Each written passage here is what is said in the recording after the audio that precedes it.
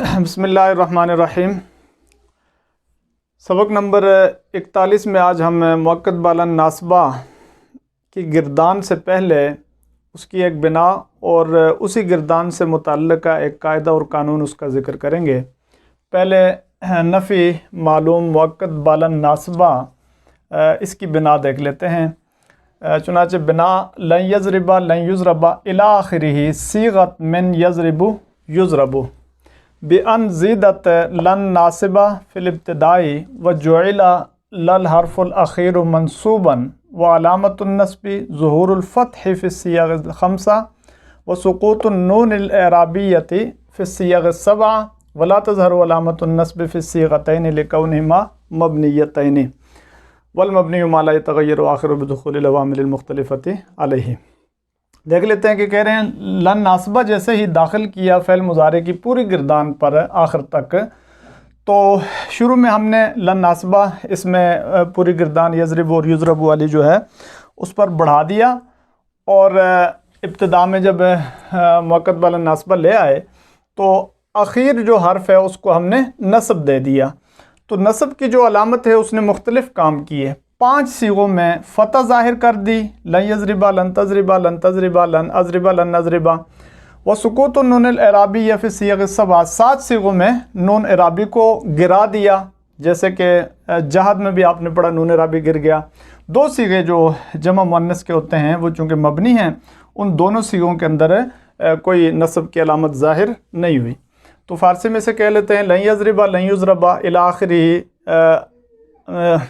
राज यज़रिबु युज़रबु इला आखिरी बिना करदन चूला नासबा नाफिया ताकीदिया दर अव्वलिया दर अवदा आखिरिया रा नसब ददा अलामत नज़बी बज़हूर फ़तहात शुद दर 5 सीगा व सुकूत नुनात एराबी शुद दर हफ्त सीगा व सुकूत चीज़ें न शुद दर 2 सीगा ज़ेरांच मबनियन वल मबनियु मा ला यतग़य्यरु आख़िरु बिदुख़ूलिल अवामिलिल मुख़्तलिफ़ति अलैहि। ये इसकी बिना है।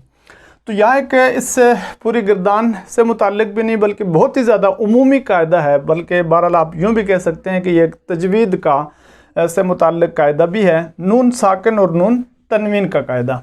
तो इसके कुछ 4 इसकी शक्लें बनती हैं। पहली शक्ल में ये कह रहे हैं नून साकिन और नून तनवीन के बाद हुरूफ़ यरमलून में से कोई हर्फ आ जाए तो इदग़ाम वाजिब है। हुरूफ़ यरमलून क्या हैं? ये उनका मजमूआ है यरमलून, यही हुरूफ हैं या रा मीम लाम वाव नून।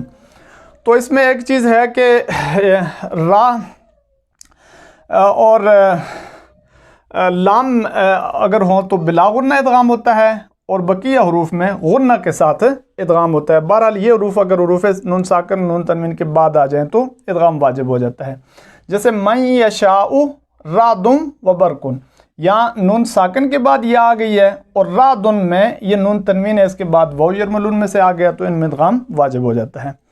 दूसरी शक्ल है नून साकिन और नून तनवीन के बाद हुरूफ़ हल्की में से कोई हर्फ आ जाए। हुरूफ़ हल्की 6 होते हैं, इसी तरह हमज़ा, हा,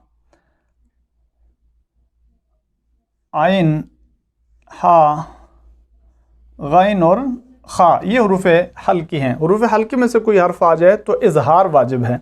जैसे आप देख रहे हैं अनामता, यानी कि आप नून को ज़ाहिर करेंगे, अनामता सवाउन अलैहिम। तीसरी शक्ल यह है कि नून साकिन और नून तनवीन के बाद अगर बा आ जाए तो इकलाब वाजिब है। इकलाब कहा जाता है कि आप बा को मीम से बदल के पढ़ते हैं, इसको इकलाब कहा जाता है। जैसे मिम बादी बादू और लफ़ी शिकाकिम बाइद, ये नून साकिन के बाद बा, नून तनवीन के बाद बा, इस बा को आप थोड़ा सा मीम से मिलाकर आप पढ़ते हैं तो लफ़ी शिकाकिम बाइद मिम बादू। आखिरी शक्ल यह है कि नून साकिन और नून तनवीन के बाद मज़कूरा तमाम हुरूफ से मुराद क्या है? हुरूफ़ यरमलून भी सारे, हुरूफ़ हल्की भी, बा भी और अलिफ भी इनके साथ मिला दें। अलिफ के अलावा यानी अलिफ और इन सारे हुरूफ के अलावा हुरूफ में से कोई हर्फ आ जाए तो इख्फ़ा वाजिब हो जाता है, यानी आप उसको बाद वाले हर्फ को ज़रा छुपा के पढ़ते हैं। जैसे अज़रतहुम अज़ीज़ुन ज़ुन इंतिक़ाम। तो ये एक कायदा है, क्योंकि जब हम कल इसकी गिरदान पढ़ेंगे मुअक्कद बाला नासबा की तो वहाँ इन हुरूफ में से सारी चीज़ें आ जाती है। हुरूफ़ हल्की भी आ जाते हैं, वहाँ हुरूफ़ यरमलून में से भी हर्फ आएंगे اور بقیہ حروف میں سے بھی حروف آئیں گے۔ اس وجہ سے اس گردان سے متعلق بھی یہ قانون ہے، بلکہ عمومی قانون ہے کہ جہاں بھی عربی عبارات کے اندر نون ساکن اور نون تنوین کے بعد حروف آئیں تو ان کی ترتیب اس طریقے سے ہوگی کہ وہاں کبھی تو ادغام واجب ہوگا، کبھی اظہار، کبھی اقلاب اور کبھی اخفاء واجب ہوگا۔ السلام علیکم ورحمۃ اللہ وبرکاتہ۔